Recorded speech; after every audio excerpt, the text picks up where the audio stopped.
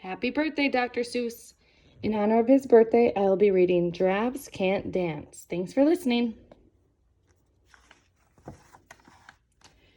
Gerald was a tall giraffe whose neck was long and slim, but his knees were awfully crooked and his legs were rather thin.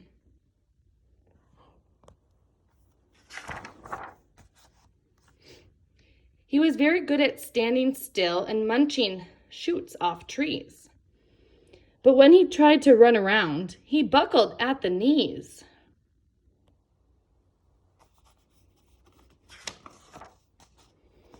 Now, every year in Africa, they hold the jungle dance, where every single animal turns up to skip and prance. And this year, when the day arrived, poor Gerald felt so sad, because when it came to dancing, he was really very bad.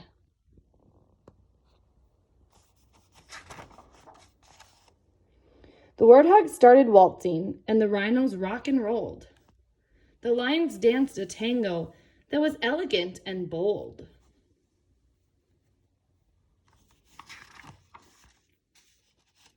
The chimps all did a cha-cha with a very Latin feel, and 8 bamboos then teamed up for a splendid Scottish reel. Gerald swallowed bravely as he walked toward the floor. But the lions saw him coming, and they soon began to roar. "Hey, look at clumsy Gerald," the animals all sneered. "Giraffes can't dance, you silly fool. Oh, Gerald, you're so weird." Poor Gerald. Gerald simply froze up. He was rooted to the spot. "They're right," he thought. "I'm useless. Oh, I feel like such a clot."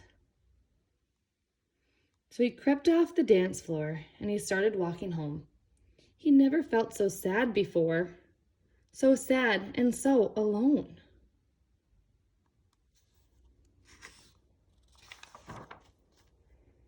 Then he found a little clearing and he looked up at the sky. "The moon can be so beautiful," he whispered with a sigh.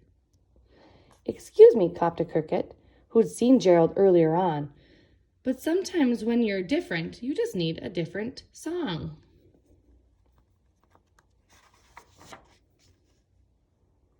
Listen to the swaying grass and the music, and listen to the trees. To me, the sweetest music is those branches in the breeze. So imagine that the lovely moon is playing just for you. Everything makes music if you really want it to.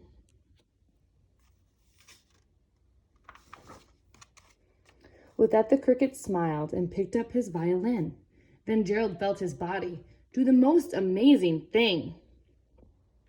His hooves had started shuffling, making circles on the ground. His neck was gently swaying, and his tail was swishing round.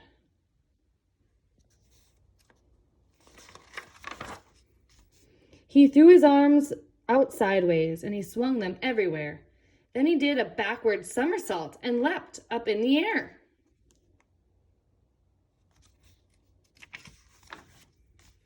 Gerald felt so wonderful. His mouth was open wide. "I am dancing! Yes, I'm dancing! I am dancing!" Gerald cried.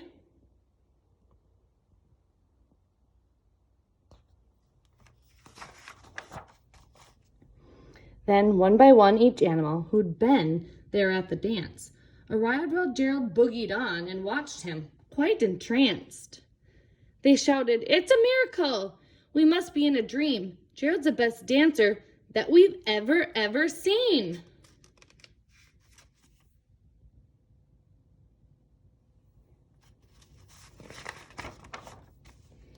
"How did you learn to dance like that? Please, Gerald, tell us how."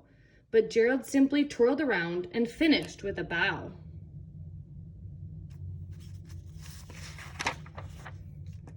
Then he raised his head and looked up at the moon and stars above. "We all can dance," he said, "when we find music that we love." Thanks for listening.